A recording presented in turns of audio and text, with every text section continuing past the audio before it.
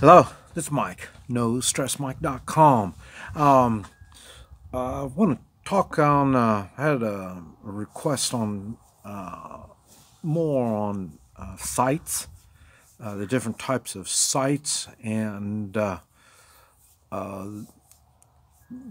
on weapons, firearms. And I've got tons of videos, but like I say, it's a good refresher and kind of sum it all up, and that's what I'm going to try to do here. In the way of sights, you always, well, remember, KISS. Keep it simple, stupid. I carry a firearm. I have rifles, carbines, whatever you want to call them, not too far away from me. Like I say, I'm on the ranch. I've been in shootings. I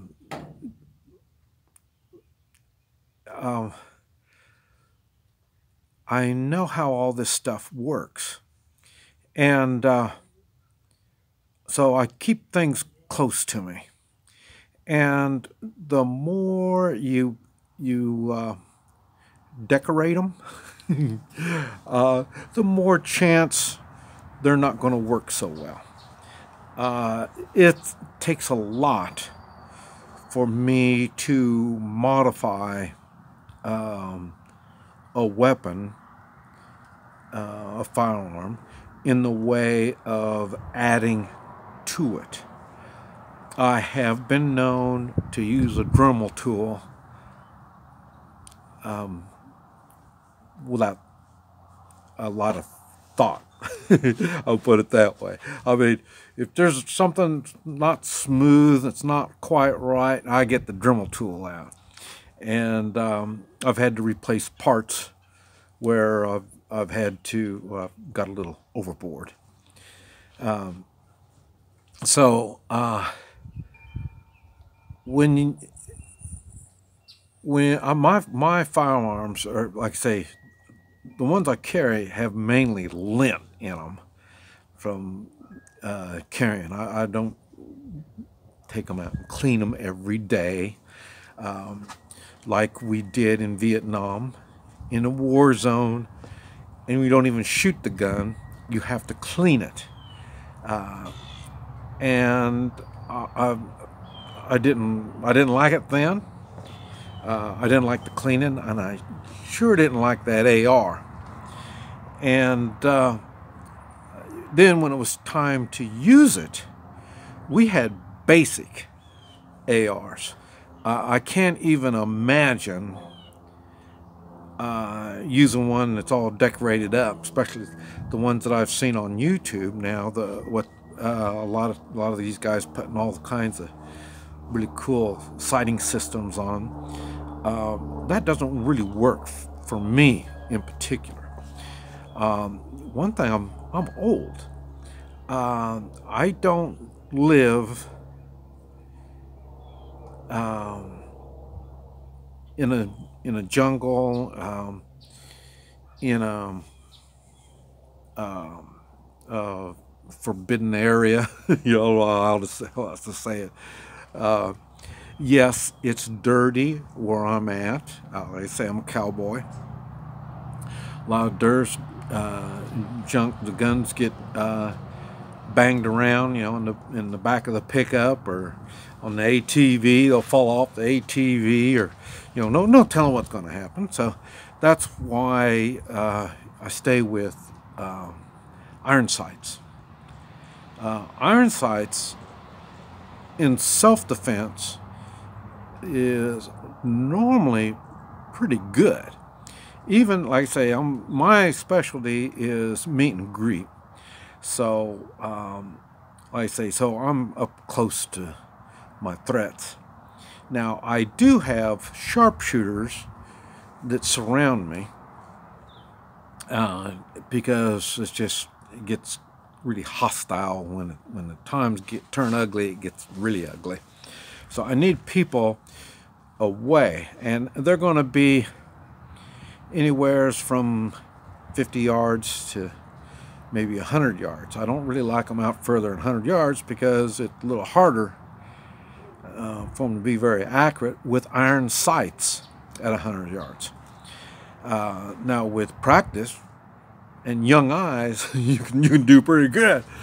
When I had a real battle rifle, M14, I could hit 500 meters, not easily, but I could hit probably the size of a milk jug, and with practice. But like I say, when my life is on the line and you're backing me up, I really don't want you much further than 50 yards away. Reality is 50 yards in a gunfight is a long ways away.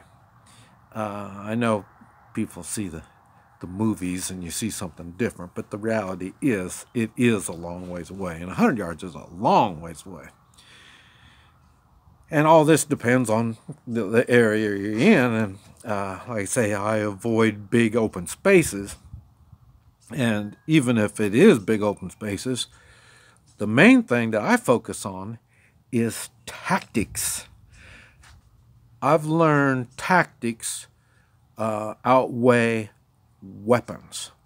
And a good example is Vietnam.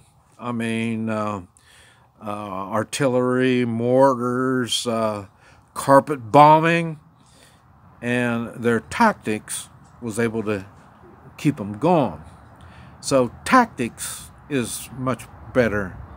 Good tactics are much better than the finest firearms. So that's why, again, I stick with the AK. Like I say, the quality of them is a little different. You have to work on them now a little more. It used to be you didn't have to work on them. You just take them out of the box, start playing with them. Now you got to kind of smooth them up, stuff like that. And anything, like 7.62 by 39, if you can get the round in the chamber, more than likely it's going to function.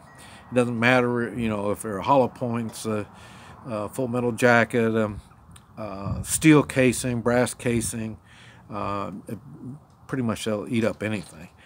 And they will still do all that when you use your AK as a baseball bat. Because sometimes,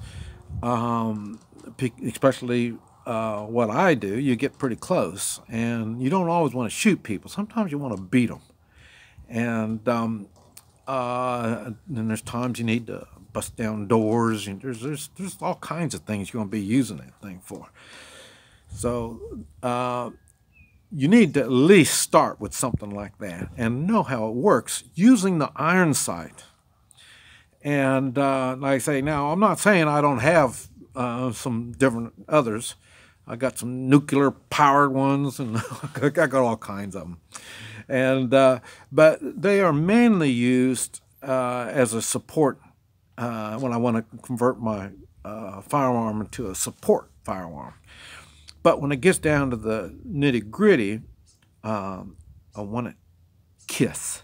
I want it very, very simple. And this way I can focus more on tactics. And so you get like, now see, there's like these little AR, little AKs. You've seen mine. I've got it. I've got all that stuff too. These are support weapons. They're specialty weapons. If you really want to get down to the brass tacks, and that is a basic AK with a wooden stock. They don't kick all that much. They're easier to handle. They're easier to take care of, and this type of stuff. When you start getting them fancy, even like mine, when they get smaller, there's more chance that something can go wrong with them. I start beating things with it. I don't know how much faith I'm going to have in them on stuff like that. So I would say, if nothing else, be able to use iron sights perfect, both on handguns and your rifles. And you do that, I'll tell you, you're further ahead than most people. If you're going to aim, you're going to do that. You're having these fancy sights. The gunfights I get into, I'll put it this way, they don't last but just a few seconds. So they don't even give you enough time to take your protective cover off. But anyway, these are things you need to think about. This is Mike, Nostressmike.com.